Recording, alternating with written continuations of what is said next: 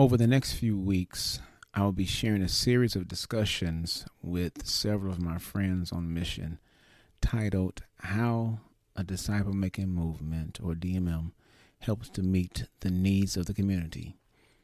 Each of the guests live in neighborhoods, communities, and cultures within those communities with a diversity of people and needs.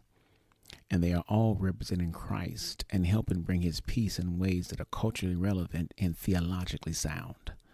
I am excited to share this with you and encourage you not to miss any of the episodes with the guest in this series. Now prepare to engage with this week's episode. My name is Thomas Clark, and welcome to the Takeoff Podcast, where myself and guests help equip you to bring the peace of God to the place you live, work, learn, and play, all for his glory. Every problem is a discipleship problem. Being a disciple of Christ does not guarantee that we will not have problems. It does, however, give us the tools to face the challenges of life that come our way. My worldview is that Christ transforms culture, and he does it through his followers. The goal of Takeoff is to equip you for movemental thinking when it comes to making disciples. This is season 4, and I am excited about all the possibilities and everything we have lined up for this season. Okay, let's get into it. Now, here's part 2 of our conversation with Timothy Bell on how disciple making movement helps meet the needs of the community. That's incredible. Yeah. Those some lovely people there. Again, God's Imago Day. Unfortunately, the seniors, the incarcerated, the seniors, and many times children are groups that others tend to overlook. Yep. Don't want to hear from the children. Mm-hmm. When people get so old, you kind of ignore them or put them off and don't want to deal with them. And then you mentioned the incarcerated. Yet again, they all are God's image bearers, and they all have something to contribute. They all have value. And again, and as Christ is going to bring transformation, which he can, he's the only one who can, then we have to show up in these places so that it can happen. But then honor the fact that he's already moving in these places. Yes. You mentioned where you live, but he's already moving there. Yes. You mentioned where you work. He's already moving there. You mentioned where you hang out at, but he's already moving there. And all you're doing is joining him where he's moving so that he can be present in your life so that others can be impacted and affected and have whatever the need is. It's not just the material need. I'm going to talk about that in a second. But whatever the need is met through your life. That's why for us at the Launch and Power Worldwide, our mission is invading the world with salvation, discipleship, and nurturing. Because what we're looking to do is invade, to be present, to be present. I want to read something from Luke 16, because we're talking about how we meet needs and everything else. And it says, so the master praised the dishonest manager for being clever. Yes, worldly people are more clever with their own kind than spiritual people are. One of the things that the world does is it assesses what's needed and how to best meet the needs. So essentially, in assessing what's needed, and I've used different examples. I guess I'll use an example of a restaurant. You probably would not be wise. I mean, people have done it, but it wouldn't necessarily be wise if a community has a restaurant. It probably wouldn't be wise to try to oversaturate it, with the same type of food.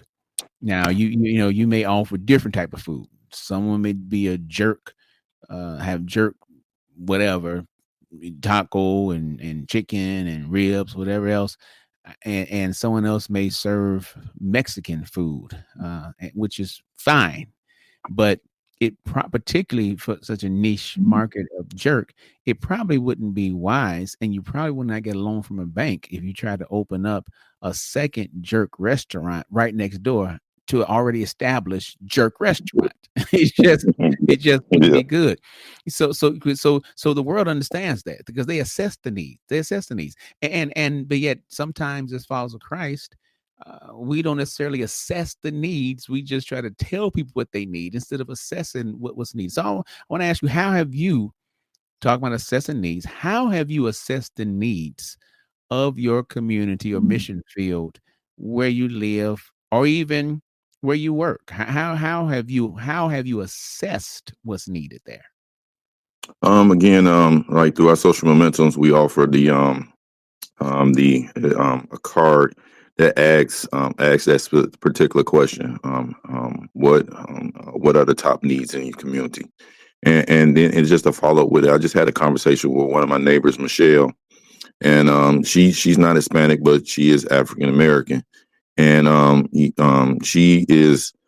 She's a different type of person, I would say. Her mother is like 80 years old, and she take care of her mom, but they stay right behind us. And I was talking with Michelle the other day, and she's so righteous. I'll just say that she's a righteous person. She's about 50, 55 years old, and she's more like a righteous person. But out of this conversation with her, and just talking to her, um, she talked about, you know what, she suggested this book, and she said, you know what, maybe we could start a book club. And so, these things that, asking and then following up and then having those conversations with them helps meet the need. So that way, any like a social momentum, we're not doing it just because it's a good idea, but it actually meets the need.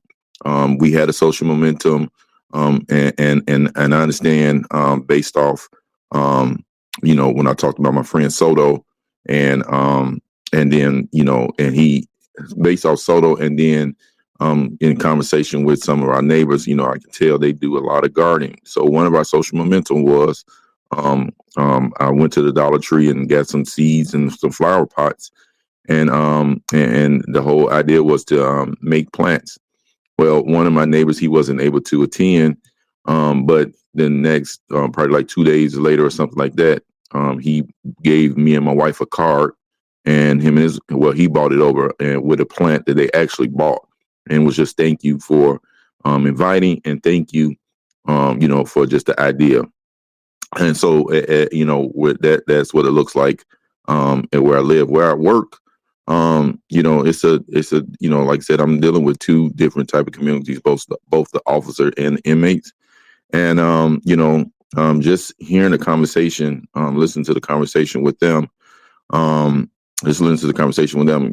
One of the things that I did, I think it was like 2 weeks ago, and we always just talk about, maybe we should, maybe somebody, we have some downtime, and so when we have our downtime, like what we gonna do. And so I bought in some donuts a couple weeks ago, and during our downtime, we all just had a conversation, a really just a conversation eating donuts, and so just really listening, really listening to those in depth, and creating those conversations. When you said mentioning, and you saying where God is actually moving, part of my prayer every day is, we talked about this for a while, is asking God, where are you at in your mission, and how can I join you? And so I think, just keeping that a part of my prayer keeps me active, and really open to where God is moving, and so that I won't miss those opportunities when they present themselves, because they present themselves. But we have to be ready, and ready to respond, and ready to act in the way that represents God. Stay with us. We'll be right back. Thank you so much for coming by the podcast page. I really appreciate it. Hopefully the information that is shared has and will be able to benefit you and also the people you know. Listen, if it has been, or you believe it will benefit you, I'm asking you to do me two favors. First of all, please follow Yeah, click follow. That way, every time a new episode is released, you will be alerted and you can stay current on everything that we're talking about. But additionally, I'm going to ask that you consider supporting.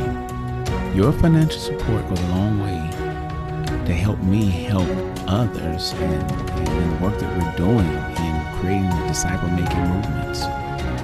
For your monthly or yearly support, not only will you receive access to episodes before everyone else does, but you also will on a monthly basis have a live Q&A with me where I will be able to answer questions based on the episodes and questions you may have and what's been shared. There's only so much that myself and my guests can say during the podcast recordings, but during the live Q&A, we can take a deeper dive into questions you may have, ways that we've seen it play out and work out, and perhaps even some suggestions that you may have that we may be able to comment on to help you and help equip you to help bring the peace of God to the places you live, work, learn, and play. Thank you again for following and for supporting. I appreciate it.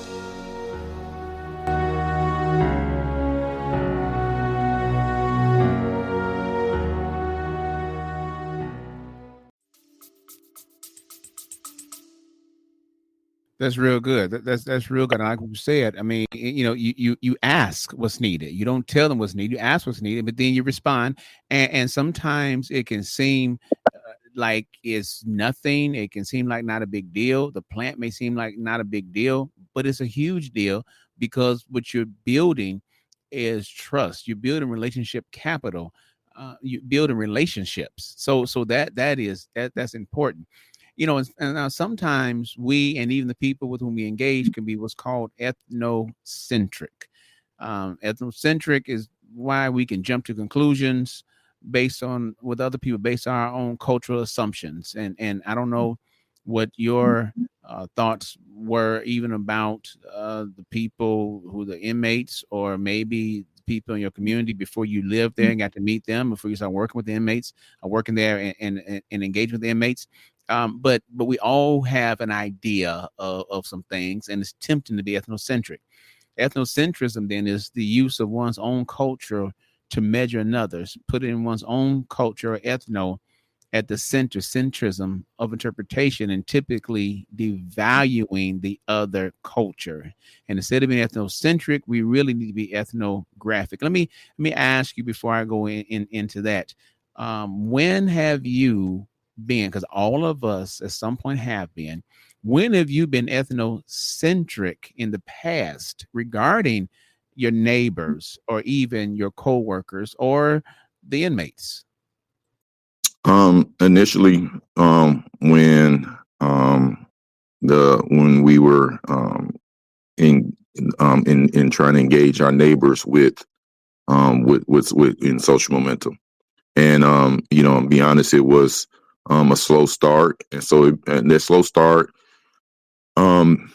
frustration began to set in, and I didn't understand. A lot of thoughts came through my head. Were we just new on the block? Were we other than the Hispanic culture? Those type of things kind of like I said, frustration began to set in, and so I believe at that point I was ethnocentric. When it boils down to it, it was not understanding that culture. So I mentioned earlier utilizing Soto, who gave me an advice on how to approach as it relates to the Hispanic culture. And so I understood the resistance that I was getting initially, and what it took to continue to build from there. So at that point in time, I will say I was ethnocentric. No, that's good. That's good. And you led right into you may not have tried to or knew you're doing. We led right into where we need to be, and that's we need to be ethnographic. Ethnography is a rich description and analysis of a culture that includes the person who's studying that culture with that culture experience of being there. In other words, we engage people or engage with people and their culture based on our experience with them and not our own cultural thoughts or interpretations. And because you were able to talk to Soto, someone who knows of that same culture, he helped you. Your experience with him helped you reach others. And that's how we need to be. And so it's possible, again, in the disciple making movement, we can help meet the needs of the community. First and foremost, making the disciples. Secondly, whatever is needed, because we slow it down. We slow it down, and then we're able to let Christ show up in the flesh, because he loves everyone. He loves everyone, and he wants us to do the same thing, do the same thing. So one of the things then is important to talk about is the idea that servant leaders learn from the people they're serving how best to serve them, and that's not always the same each time. It varies. It varies. For me, sometimes people like to talk about being a leader and everything else.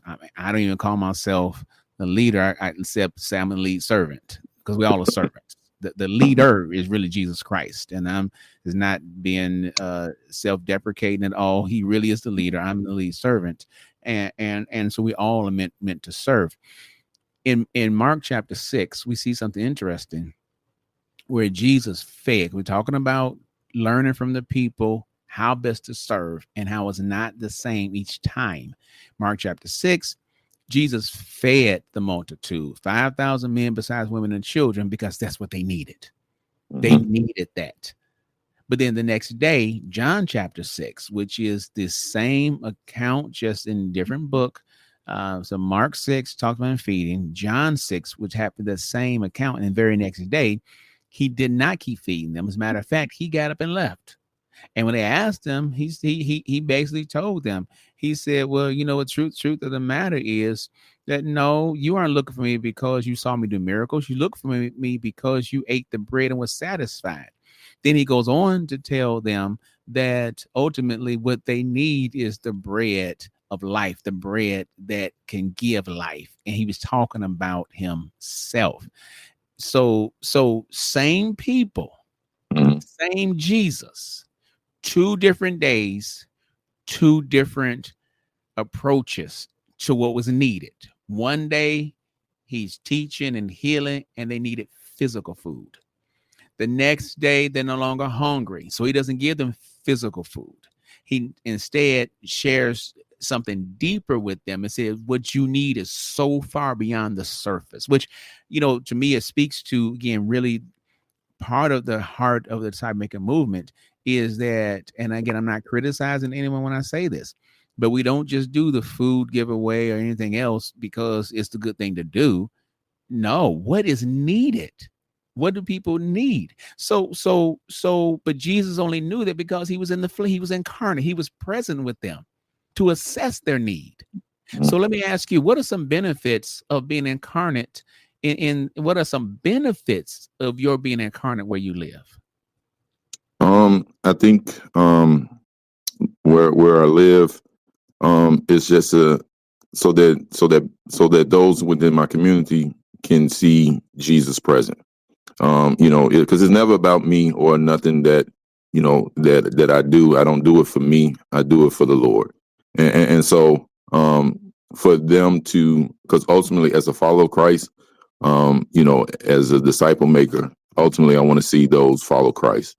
So that's why it's important. In the complexities of our world, and even in my community, we know right now a lot of people are dealing with and afraid to even come out because of what's going on around our country, of them being Hispanic, and that trust that's being continued to build, and something different than what they're already experiencing, in the form of, whether they know it initially or not, that Jesus is present. And, I just want them to feel the move of Jesus in their homes, in our communities, and that someone is uniquely present. I think ultimately that's what it is, to be present where we live, or where we work and we play. No, I like that because you tied it to something that's happening, and many, a lot of those who are engaging with this episode, even if they cannot relate personally, they've heard what's Mm-hmm. happening. They've seen Yeah. on the news. But yet, for what you just said, because you're one of two on your block that are non-Hispanic, it hits different. See, Yeah. it hits a whole lot different when you're up close and personal with it versus seeing it online or on social media or even on the news and saying those people over there. No, those people are your neighbors. They're the people you've been doing life with. The people who invite you to eat tacos and the people bring you plants and so it's that's a whole different situation. Again, what we're talking about being incarnate, showing up. One of the benefits then that when people don't feel that they're loved, and Mm-hmm. and it's not even about the talking political thing. I'm not being political at all, but it's possible people not feel their love yet. You're able to be there and benefit people know that yes, you are loved. That's wonderful. That is wonderful. And Bill, we should know the enemy. I'm talking about Satan, the enemy. I'm not talking about people. I'm talking about Satan. But we also should see how God is moving, what the community needs, and then we operate knowing that as He shows up through our lives, it gives people a local theology and a testimony. And so as we do this, we see our global Christ showing up in local ways with a local theology through us more than what can happen in a building Mm-hmm. on 1 or 2 days a week. No, Yeah. this is every day that we're able to show up, be incarnate, meet the needs through a disciple making movement, and He shows up that way through you as well. I have appreciated and really gleaned a lot from this conversation. And for those engaged, I told you all of my friends on mission who've been in this series have varied backgrounds, varied communities they come from. And so the same general question, same general format lends itself to an entirely unique conversation because that's what happens with Christ. Same Christ, yet a local theology. It's global. It's global. So, Bill, before we get ready to end, and I'm going to ask those engaged, I always end with I will statement and ask some questions. Before I do that, though, I'm gonna give you opportunity. Any final thoughts, any final words that you want to share with those who are engaging? Yeah. I will say, our first. I mean, I know you said you was gonna ask the audience about the I will, but I guess I'll leave a thought with my I will. I will continue to ask God where He is in His mission. How can I join Him? I think that's important.